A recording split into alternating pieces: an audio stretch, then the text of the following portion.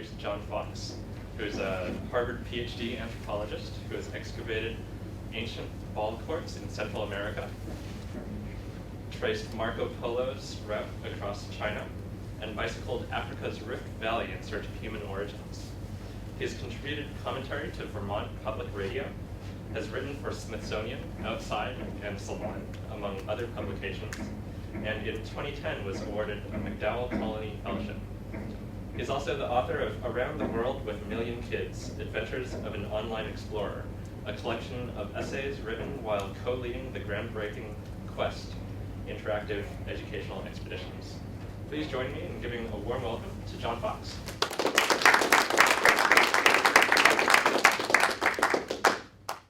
All right, thanks very much, Eddie. Thank you all for coming today, and anybody that is remote, hopefully you can hear me and see me, as long as I stay in my box over here. Great to come here and talk. I have to say thanks, first of all, to Google, because I used Google extensively in researching this book, particularly Google Books, which, you know, I never realized until I actually had a book project myself to write what an extraordinary resource that is. So kudos to all you guys do. It's definitely a huge help.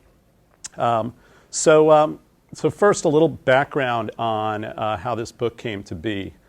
It started, interestingly, with a question that my son asked me when he was 7. He's now 12, and he's still as fanatic about sports as ever. I was living in Vermont at the time, had not moved to Boston yet, and it was a spring day. It was Red Sox season. It was one of the seasons where they were actually winning from the get-go, which was good. It was a good spring, and we were playing, catch in the backyard, really sort of typical father-son scene. And my precocious son stops and he says, "Hey, Dad, why do we play ball anyway?" It was one of these kind of existential questions that kids tend to ask at that particular age, sometimes maddening, but always intriguing. And it kind of stuck with me. I mean, the play kind of went on, the moment passed, he got distracted by other things, and that was that. But for me, it kind of stuck. And the reason it stuck was years before, as a graduate student in anthropology, I had done research on an ancient game played by the Maya and the Aztec in Central America. And I'd written a dissertation that probably 5 people read, maybe 6. And I'd spent time in the wilds of Honduras excavating these ancient stadiums that I'll talk a little bit more about, and became captivated by that subject. But I had set it aside, done other writing and other work, and the years had kind of moved on. But his question kind of sparked a new interest in the topic, and it kind of broke it open in the way that kids can do that, because it took it from a kind of esoteric academic subject to something much bigger and kind of philosophical. Why do we play ball? Why do we play the games we play? How did we get to the games we play today in terms of the history of these games? And ultimately, why do they mean so much to us? Why are we so unbelievably obsessed and captivated with them? So that kind of set me off on a journey, literally, around the world and through time, exploring a lot of the games we're familiar with and some that we're not. So today, I'm going to kind of whip you through the centuries and across some continents to give you kind of an overview of where the book and the story took me. And then I'll open it up for questions, and we can talk a little bit more. So this is an image that I love, really, really, really love. It was photographed by a woman named Jessica Hilltout in a book called Amen. And it was during the last World Cup in South Africa. And she decided to look at the other side of the game of soccer. So while all the fanfare was happening in Johannesburg, she went off into all these villages in Africa, and she gave out soccer balls, like nice shiny Adidas balls, in return for photographing the balls that kids were using in these villages. And this is one of them, made from rags and twine. And the photos in this book are just incredible. But one of the things that they convey is this kind of desire to play, the desire and the passion around these objects, the ball, that whether you have the technology and you have the money to purchase the latest and greatest, you figure out a way. And it says a lot about kind of the spirit of the game. I had to throw this in. I realize 1,360,000,000 results for ball it's actually a pretty good number. I Googled God right after this, and it was only a few 100 billion more than ball. So it clearly is a pretty dominant sort of theme globally, I would say. I would love your help in moving my book up the rankings here. As you can see, they're not close to the top. So first of all, I decided to start at the beginning, or even kind of before the beginning. In other words, why do we play ball starts with why do we play at all, and what is play? And I found in my research there's a lot of incredibly interesting research going on now, scientific research around the importance of play, not just socially, but also psychologically, developmentally, especially for kids. And a lot of this research is focused on animals because as this great scholar, Johann Huizinga, who wrote this treatise on play in the early 20th century, commented, animals haven't waited for man to teach them how to play. So anybody who has a dog, goes out and plays ball with them, or has seen other animals play knows that this is really true, that play is not something that we invented. It's something much deeper and much more ancient than that. So I went to Florida, to a place called Gulf World, pretty quirky, old, kind of falling apart marine park, where I met a scientist named Stan Kushai, who's originally a psychologist and is now a dolphin researcher. And he's been studying for years play among dolphins. And he's found some really interesting things. One is that dolphins are extremely playful, particularly this one type that he studied called rough-toothed dolphins.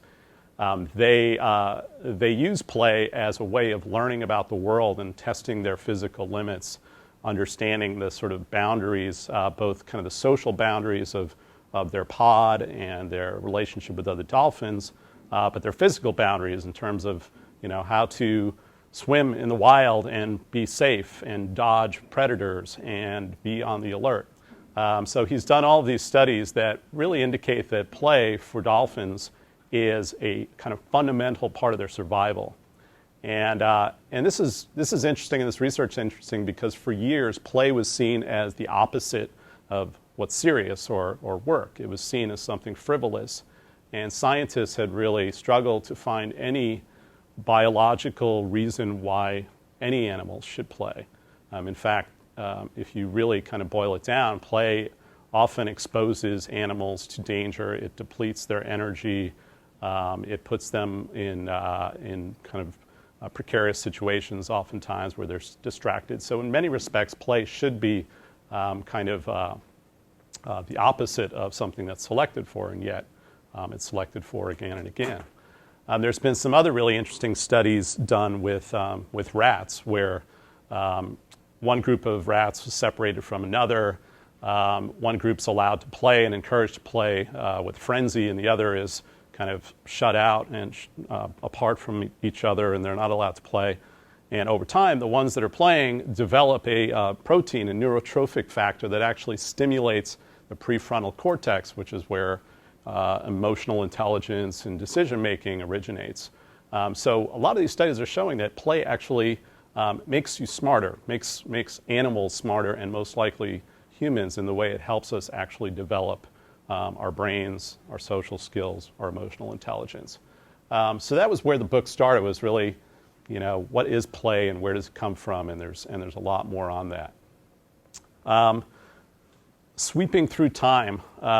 So there's not much evidence for ball play or sports, obviously, among hunter-gatherers in the Paleolithic. There's not much evidence for much of anything in that period except for some cave paintings and stones and such. But it's also not a stretch to think that play and sports probably originated in the hunt. When you think of the skills that are involved in the hunt, they're not that far from the skills that ultimately are involved in sports. and even the toolkits of the Paleolithic hunter, the spear, the rock, the net, the throwing stone. These are things that you might find in a sort of prehistoric sporting goods store.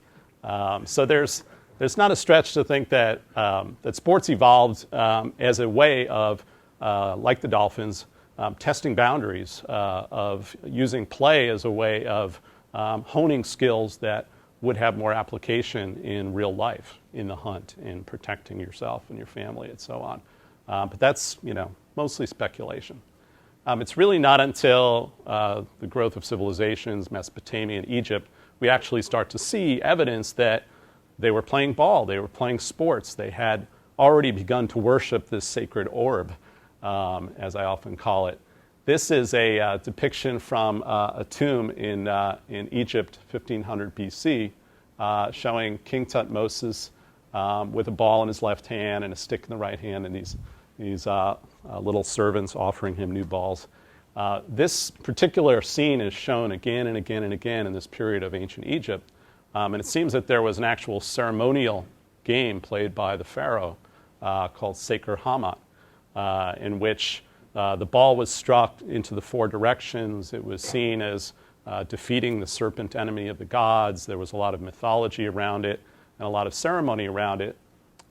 It's the first time when we find archaeological balls in some of these tombs. Some of them are made from papyrus. Some of them are skin stuffed with all kinds of materials. There's even a kind of primitive bowling set that was found in a tomb of a young boy during this time. So we know that these games had already started, already had meaning in these cultures. Of course, in ancient Greece and Rome, these games continued. The ancient Greeks played a game called episkiros, which was kind of like rugby. There were anywhere from sort of 12 to 15 people on a side.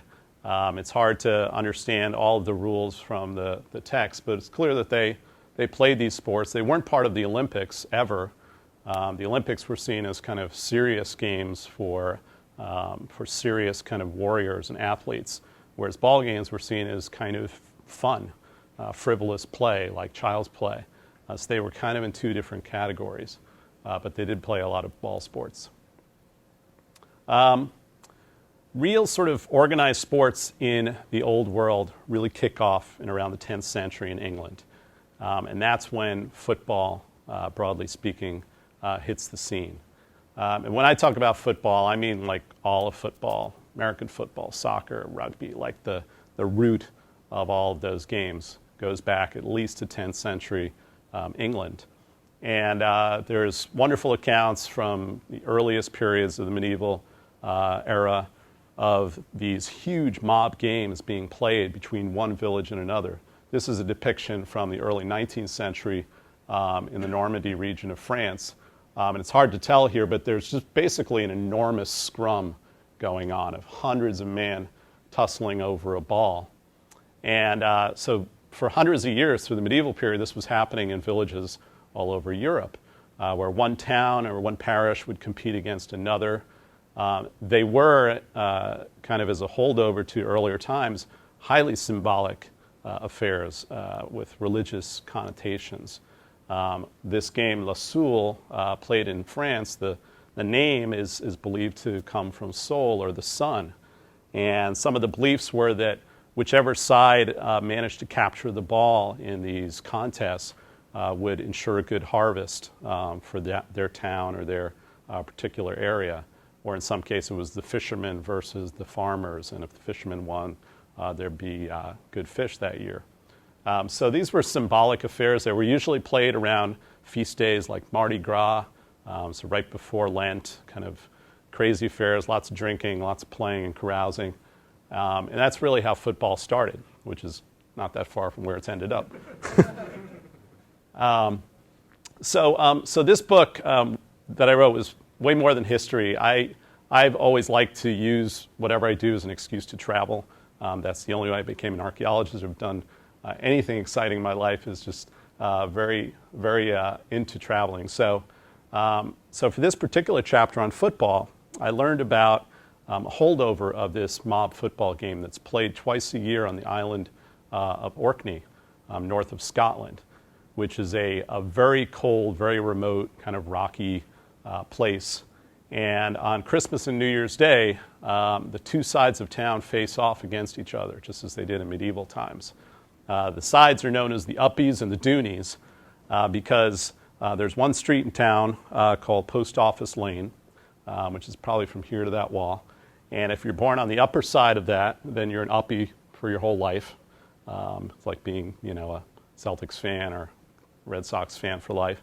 And if you're born on the other side, you're a Doonie because you're on the downward side. And there's no choice. You don't put on a uniform. You don't get to decide. It's just that's the way you're born, and that's your side for life. On these 2 days, all of the men from town who are on one side or another get out in front of the church at 1 p.m. An incredible handcrafted ball made by the local shoemaker is thrown from the front of the church into this pack of men, literally a sea of men. And for the next 6 hours, they struggle over this ball. There's really no rules to speak of. There's unspoken rules of sort of etiquette. But pretty much it's just a brutal affair. And the objective is the Uppies have to take the ball uptown and touch it to this kind of ancient wall at Mackinson's Corner. And the Doonies have to go the other direction and submerge it in the sea on the downward side of town. And other than that, it's all hell breaks loose. And it's one of the most incredible affairs. I'll hopefully show you at the end a little clip so you can get a better sense of it. But this is how football got started. It was really a kind of tribal affair. And this sense of belonging that these men have and this ritual that they go through every year is not only a game, but it literally is kind of the cornerstone of their culture.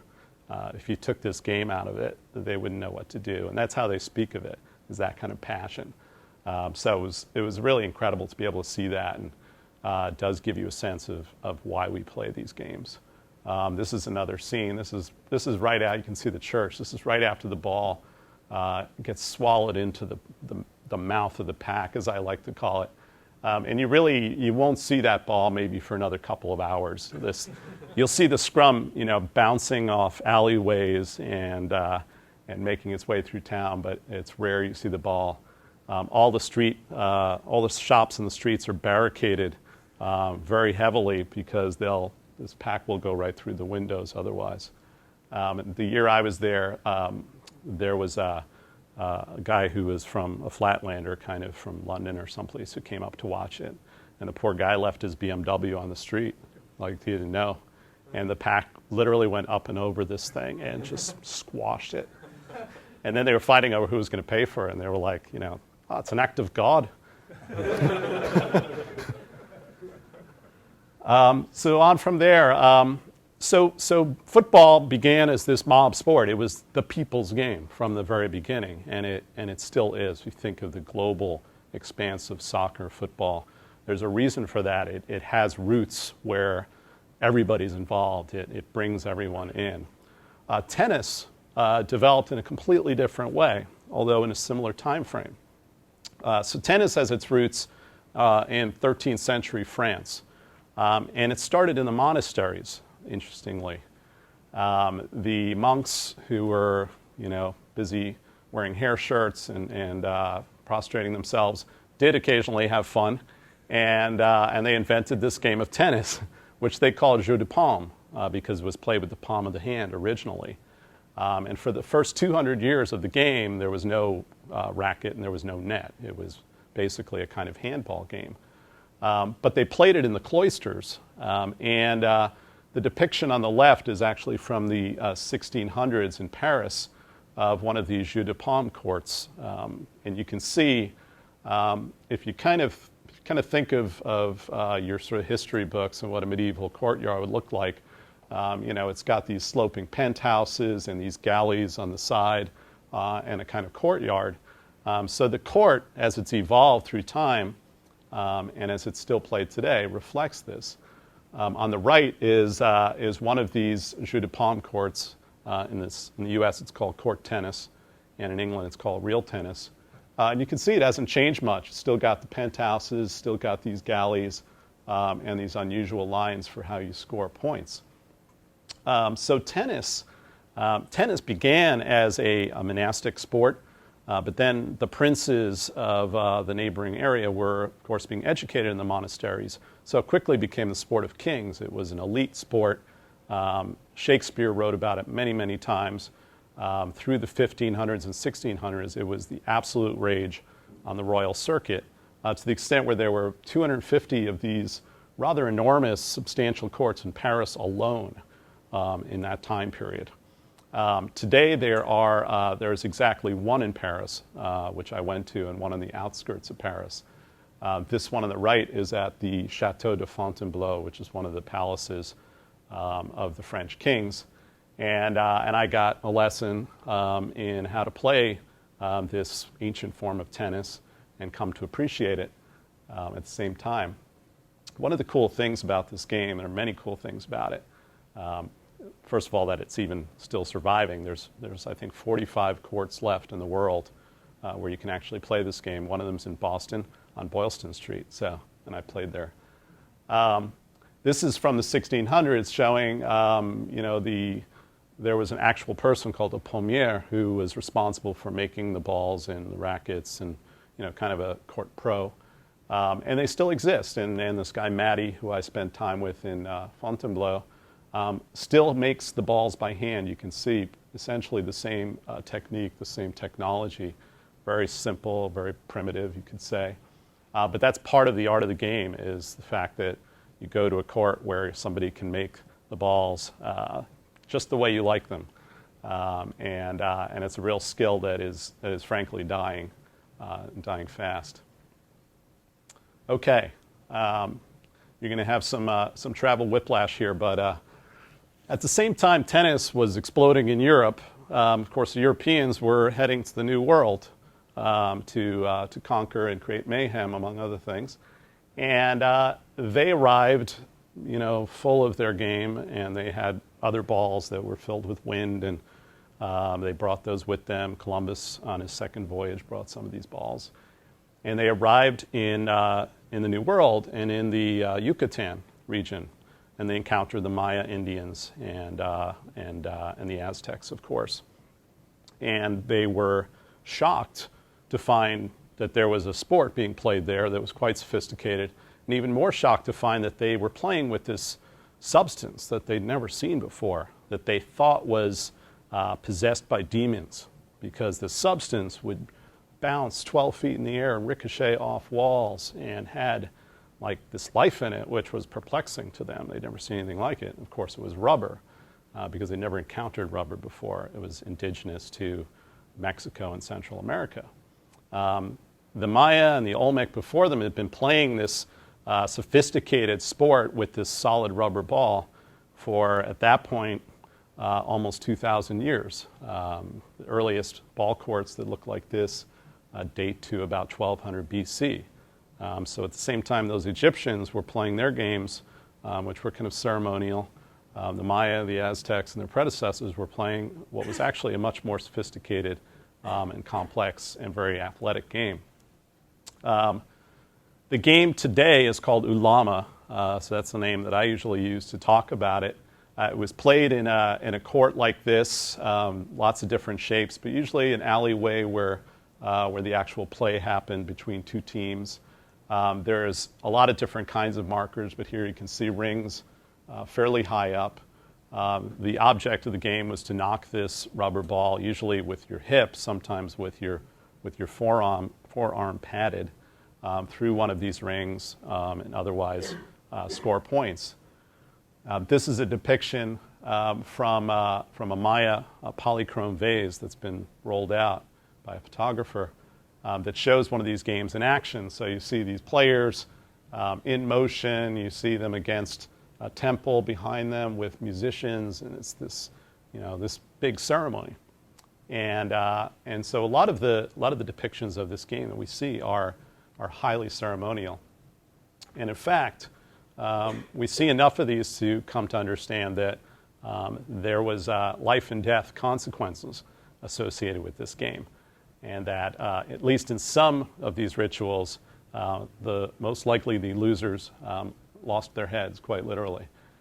So this is a depiction from a site called Chichen Itza in the Yucatan Peninsula, I don't know if anyone's ever been there. It's a pretty widely touristed site. They have this enormous ball court there, which is, kind of Madison Square Garden scale ball court.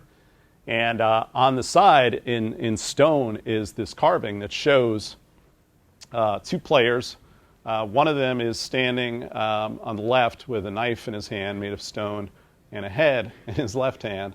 And on the right is a player whose head has been decapitated, and out of it sprouts serpents and squash plants. And in between is the ball, but the ball is shown as a skull, so there's this symbolism. And we see these kinds of depictions again and again. And clearly there was a very symbolic connection between playing this game, the sacrifice of the loser or the captive if there was warfare leading up to this, and the offering to the gods. And it was believed that, with these squash plants you see, through this act, you regenerated the cosmos. This was part of the sort of ritual cycle of the Maya and the Aztecs, and was just a fundamental part of their religion, a lot more than just a ball game. I spent time in this small village in West Mexico. There's only about 100 people who still play this game. It's the oldest continuous sport in the world. And they still make these rubber balls. You can see a player there leaping to connect with the ball. But this game is dying in part because with development, it's really hard to get the rubber. And a lot of the rubber plantations are located in areas that are dominated by narcotraficos. So if you want a ball, you might pay for it with your head or other body parts. So it's unfortunately this game is dying quickly. But so then I looked from there I looked at lacrosse, which is a chapter which I won't talk about, but I got into baseball because it has been our national pastime, and I wanted to understand how does a game become a national pastime and what does that actually mean. Some form of hitting a ball with a bat goes way back. This is a French medieval document from 1301 that shows pretty good line drive happening in the lower left there. So clearly hitting a ball with a bat is not that sophisticated a thing to do. There were probably cavemen doing that. Doesn't necessarily make the game baseball, but it has deep roots. But the game really emerged in England again, much to the chagrin of nationalist Americans. This is one of the first depictions of a game described as baseball with two words from 1744. And this is actually a woodcut from a children's book by John Newbery, for whom the Newbery Medal is named after. And it was just a silly little story about little kids, but they're playing an early version of baseball. Again, in this case, they're using their hand because back then it was like, if you had a bat, you had a bat. If you didn't, you hit it with your hand. But you can see the three stones that were used as bases, and this guy on the left who's pitching it. And they describe in there that the idea of the game is to strike the ball and then run the bases in a circuit. And the way you got somebody out was to soak them, which means you hit them with the ball. And that was how baseball's rules originally were all about getting soaked by the ball. It was only in the 1850s, I think late 1850s, that they changed that rule because it was becoming more of a grown-up game and people didn't want to get hit by the ball every time they ran to first base. But the interesting thing about baseball is it really started as a children's game. It was not taken seriously until some local businessmen in New York in the 1840s started playing it on their breaks from work and started putting rules around it and turning it into a real sport.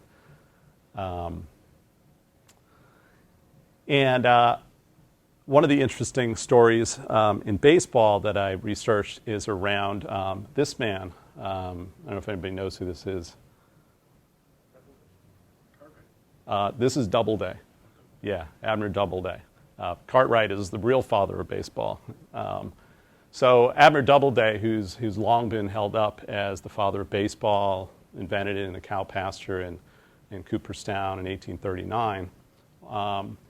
The whole story is essentially made up. And the story of how this story came to be is pretty interesting and speaks to the sort of desire for a national game. The brief version is that Albert Spalding, A.G. Spalding, of Spalding Sporting Goods now, was a great pitcher. Pitched with the Red Stockings, pitched with the White Stockings, and was manager. Was one of the stars of his age, basically, in the mid-19th century, late 19th century. But he had bigger aspirations. He started to see that this baseball thing had traction, and he had the instincts of a businessman.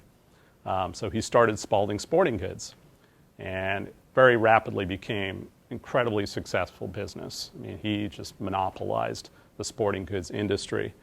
And so he became kind of the father of the game, like marshaling it along and turning it into a real sport and evangelizing it. And around that time, this controversy had been swirling about, where did baseball originate? It's like the ultimate American game. It was the era of manifest destiny, and America needed a game. Unfortunately, the reality was that a lot of the experts at the time knew that this game had English roots. And so there was a lot of controversy around, well, was it really from England, or was that a separate, different game? And was it really an American invention, like all good things? And so Albert Spalding in 1905 actually formed a committee, like a national committee, to research baseball's origins. And he put out ads in newspapers far and wide. And a letter came into to a newspaper in Ohio from this guy named Abner Graves, this random guy, saying, basically, I was there when baseball was invented, and it was by the Civil War hero Abner Doubleday. We were playing marbles in a cow pasture, and Doubleday came up, and he scratched out the diamond in the sand, and he showed us how to play it, and that was that. And that was good enough for Spalding. There was no other evidence, and he essentially declared that the game was invented in Cooperstown in 1839, and most people were fine with that because it fit the time period, that idea of invention and manifest destiny around sport. Unfortunately, there's no evidence to support that at all. In fact, Doubleday, when he was supposed to be inventing baseball, was at West Point, which is more than 100 miles away, and all the records show that he never left during that time period. He left behind like 67 diaries, never mentions baseball once in all of his diaries. And this guy, Abner Graves, who concocted this story, ended up being a complete nut job. He claimed to have been on the Pony Express like 10 years before the Pony Express had started. He ended up killing his wife and spending his final years in an insane asylum. But even as recently as 4 years ago, I think, Bud Selig, who's the Major League Baseball commissioner, said that he still believed that Abner Doubleday had invented baseball. So it just shows you these kind of nationalist myths die hard. American football. So where we left football was, in the alleyways of Orkney and this kind of mob game, the medieval game that was being played. And that went on for some years, but football was a troublemaker sport from day one. People were getting mauled and killed, and, property was being broken in these big mob scrums. In the 15th century alone, the game was banned like 9 times by the English kings. You couldn't play it within London because it was too dangerous. So this game from the very beginning was kind of marked. People had an issue with it. So much so that with all these bannings, there was a period in kind of the 1600s to the early 1800s where the game was kind of dying off. It just wasn't played that widely. And where it was kept alive was in the public schools of England, what we think of as private schools. These little schools like Eton and Rugby, where these elite kids were educated. And one writer described these places as the ludic zoos of the age, because this is where these games that would have died otherwise were kind of preserved by these scrappy kids, basically.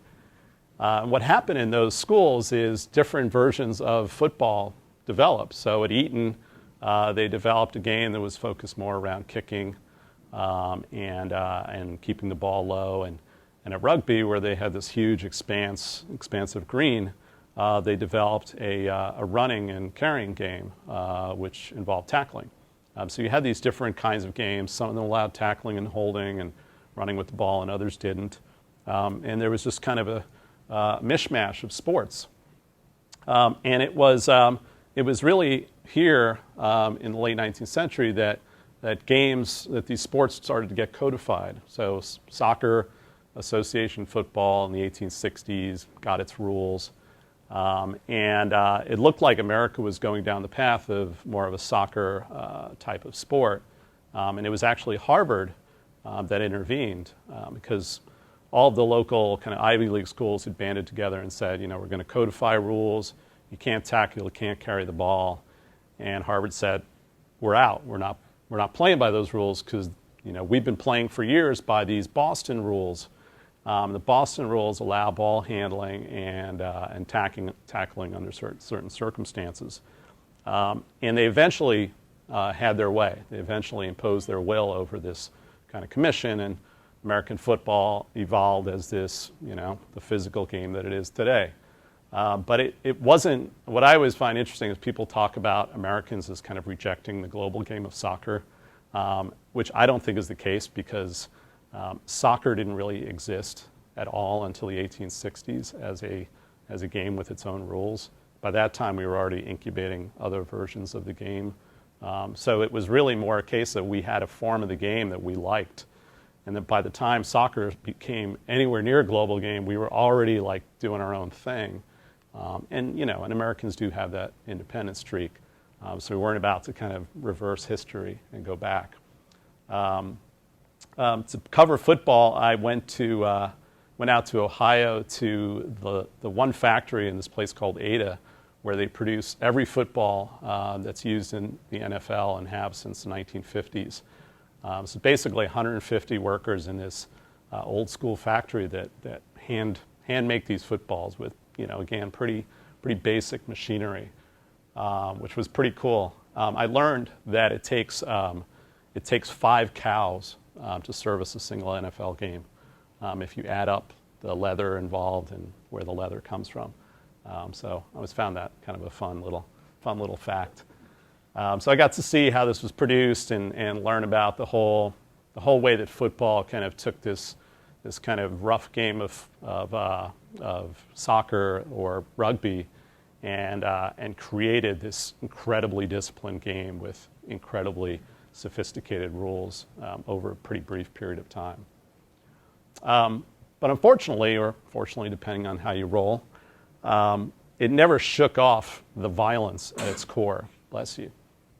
And in fact, with every rule that was laid down to control the violence early on, the game got more violent. So early on, there were these massive scrums and these mass plays, flying wedges and other plays designed to essentially like mow down the other team with full brute force. So badly that early on, one year there was something like 14 players, college players, who died on the field playing football. There were no helmets, so it was a brutal game. Teddy Roosevelt formed a commission around it because there were schools who were banning it, and so this was a theme that goes back centuries for football. And of course, the theme is still with us today. In fact, it's really, I think it kind of comes in cycles. And in recent years, of course, there's been a lot of talk about brain damage from concussions. This is actually from, some of you guys I'm sure played Madden, or still do, but it's from an earlier version where when there was an injury, the ambulance would come out and run over all the players, which was kind of funny. But this violence is still with the game, and in recent years has become, of course, really controversial. This is a suicide note from Dave Duerson, who's a Pro Bowl, Chicago Bears, and the New York Giants, two-time Super Bowl winner, who is believed to have suffered from this disease, chronic traumatic encephalopathy, which is caused by repeated concussions. Science is still not 100%, but it's believed to cause this condition. And he was severely depressed and abusive to his family, and ended up killing himself. But he didn't shoot himself in the head. He shot himself in the chest and left a note to say, please see that my brain is given to the NFL bank, because he believed that it was because of football that he was not feeling like himself. And of course now there's 200 lawsuits in the NFL, and a lot of parents aren't letting their kids play high school ball, and there's some terrible stories from Western Mass recently about concussions in games. So it's become more and more of an issue. And finally, and I'll kind of drop off here. I looked at basketball, which is my favorite game personally, and I love this story just because it is the one sport that we play today that was invented like from whole cloth in Springfield, Mass, by this guy James Naismith, and all these other games kind of evolved over centuries, and this one was really truly invented, and in a matter of a few years had spread globally through the YMCA, which is where the game originally was invented. And one of the things I talk about in the book, because unfortunately a lot of history of sports is about man, like a lot of history, this game very quickly, like literally within a year, got completely taken over by women who realized that it was a game they could play. It wasn't highly physical. It was skill-based. It was good exercise. And this is a wonderful image from Smith College from about 1894 showing, women trying to play the game in these long petticoats. So that's kind of the whirl of this book. And you'd have to read the book to find out if I ever got an answer to my son's question of why do we play ball. It's one of those questions that there's certainly not a single answer to, but I think over the course of these trips and these chapters that I hopefully was able to sort of distill some of the things that make these games so important to us. And part of it for me was being able to convey that to my son, to be focused on the things that matter rather than all the other stuff that doesn't matter that we read about in papers. I do want to mention that, and then I'll take questions, that we're making a documentary about this right now. I've got a clip, but I'd rather open it up for questions if there are any, which hopefully will be out in the fall. It's called Bounce: How the Ball Taught the World to Play. And we've been shooting in different locations. We're going to Mexico next month to film Ulama, working with two great filmmaker friends of mine who are using this incredible camera. And so far the footage looks wonderful. And it's basically a cinematic kind of exploration of the ball and global passions for sports. So look for that, hopefully next year. So that's it. I'll take questions, thoughts, whatever you got. Yeah. Who won the updated engineering? Oh, good question. When I got there, I found that if you're born there, it depends which side of Post Office Lane you're born. But of course, there's a lot of people who come from outside to watch this game, and you, as a visitor, also have to be an uppy dooney. So they devised these very elaborate rules.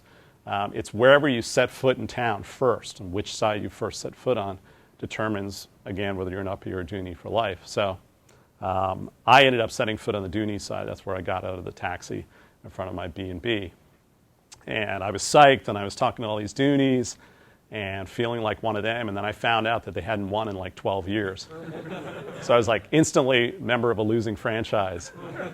But they won for the first time in 12 years. And it wasn't because I did anything, unless I have some great luck. But it made it all the more exciting because I was literally hanging out with these losers for 2 days and interviewing them, and I'm like, yeah, but they're going to lose, and that's not good. And then they won. I was like, oh, this is a great story. So now I'm a dooney for life. Yeah. I was just going to ask if you know why it's called pigskin. It's called pigskin because the early balls used for football and other games were basically inflated pig bladders. That they didn't have rubber, until, well, the Mayans had invented it years before, but we didn't figure it out until Goodyear created vulcanization. So they actually were made of pigskin, and that's where that term pigskin comes from. So it's always been, the outside has pretty much always been cowskin, but it's still got that name stuck with it.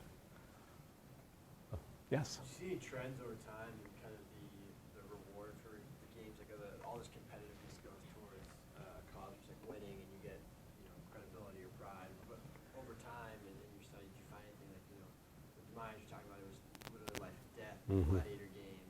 Now we've moved towards a little more mediated version of that. Yeah, well, it's an interesting question. I mean, one of the things that I found interesting is that there seemed to be, very early on, these ancient games, the object of most of the games seemed to be to capture a ball and bring it back to your sort of home territory. And it seemed to have, again, this symbolism around, like, the capture of the hunt, of the prey, or, agriculturally of the sun and the symbolism around that. And then it shifted at some point from capturing something to essentially invading enemy territory, which is what a lot of our games are, right? It's about like penetrating the defense and scoring a goal. So there's that, and somewhere I think there's an interesting thing that happened, and we moved toward, the invasion of enemy territory. I think in terms of the actual sort of bounty, obviously one of the biggest ones was the idea of getting paid to play the game. And that was huge controversy in most of these sports in the 19th century. Lacrosse was an interesting example because lacrosse, of course, was originally a Native American game. And it was in Montreal where the Native Americans who were on reservations there introduced this game to some of the Westerners there who thought it was a pretty cool game, and they started playing it too. But of course, the Indians in the surrounding communities were way better than the white guys who were playing this game. There was no contest. So, but the Indians were dirt poor. They had no money, and so these white clubs would start paying these Indians to play. But then they were considered ringers. They were like, so then they established rules effectively that no Indian could play lacrosse in any of these circuits, in any of these clubs. So the Indians were literally, during that period, banned from playing their own game. And it was largely because they were seen as violating this kind of amateur code and getting paid for it, even though they were just trying to survive. And there's a lot of stories like that where they were, that period of time where the people were really grappling with this idea of sports being kind of gentlemen's games, played for, love of nation or amateur ideals versus getting paid. And, obviously that all kind of got blown up along the way. But I think, it's still with us when you see debates around NCAA and college football. There's still a lot of that around, like, what's right, what's wrong, what's too much, what are the right reasons to play and the wrong reasons to play. Yeah. So now we see all these games as sort of competition, but you talked about originally some of them were played in monasteries and stuff. Was it still a competition, or was it, was there some higher goal? What, can you talk about, what's the purpose somehow? Yeah, that's a good question, because I think it's true. I think competition's been probably part of it all along, but there was much more of an emphasis on sort of shared outcomes. So even with the, I would say, in my view, even with the Kirkwall Ba, the crazy game in Orkney, even though there's, ferocious competition and, there's a winner and a loser, the object of that game is the game. The object of that game is to perpetuate this tradition and the rules around it, which are the founding rules of that social order. To me, that's like the goal of that game. And the fact that there are winners and losers is essential to creating the dynamic of a good sport. But it's not what it's all about. And at the end of the day, these guys are like, and I interviewed lots of people, they're like, it's how you play the game. And they don't say it like, your kid's coach does, right? Which is kind of like, a truism. But they say it like with complete conviction. Like, this is what it's all about. It's about keeping this thing alive. So I think I think those two things can coexist. I think it's more like a sliding scale. I would say we've kind of slid off maybe one end of that scale these days with a lot of sports. I don't know. Yes. So I'm curious, how did the spectator, like who observes without participating, come about? How long is that? It's a good question. I mean, if you look at football, it really was, at least for men, it was pretty much all in. When you see these scrums, you see these big games, everybody played a role. And even in Orkney, you'd see these 80-year-old men who wouldn't be the guy in the middle of the scrum because their wives would kill them, even though they want to be there.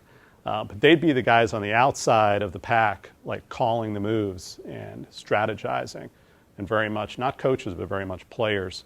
And I think that, that goes back to medieval times. I think tennis actually started to break that down a little bit. And part of it is you had these galleys, and it was this kind of elite, royal game. So ladies would sit on the edges, and people would gather, and it would be kind of a society affair. And then, getting into the 19th century, then of course people started to figure out that you could pay for these things. So I think it started probably pretty early on, but it started in some sports and not in other sports, interestingly. Yeah. So it seems like what happens in the arcades is very much something that binds the town together. And what strikes me as odd is that that's not more common, that you don't see that in more, especially small communities. Mm-hmm. Why is that? Why are there not more of these kind of examples of community games that bring towns together? Yeah, I don't know. I know what you mean. I'm not sure I agree 100%. I mean, I think there are obviously a lot of communities that are really brought together by their home team. College, especially college football. I mean, it's crazy. There was a study down in Tennessee, a sociological study, and they were after family, football came before church in Tennessee as like most important thing to people there. But of course there it's like, it's very much my team versus your team. But I think those things still exist in some communities. I just think, in a place like Orkney, they've literally worked really hard at this. First of all, it's like a tiny rock out in the ocean. So it's been kind of protected from the ways of the rest of the world for some time. So I guess it's been able to sort of live in its bubble. Whereas in other places, people coming and going, people who are transient, people who are trying to make money off things, it just changes the dynamic through time. I don't know, that's what I'm guessing. You had a question, sir? Yeah, just a small terminology correction, sorry. The Smith College women's basketball team are wearing bloomers. Oh, bloomers. Okay. Late 19th century invention for women's athletics.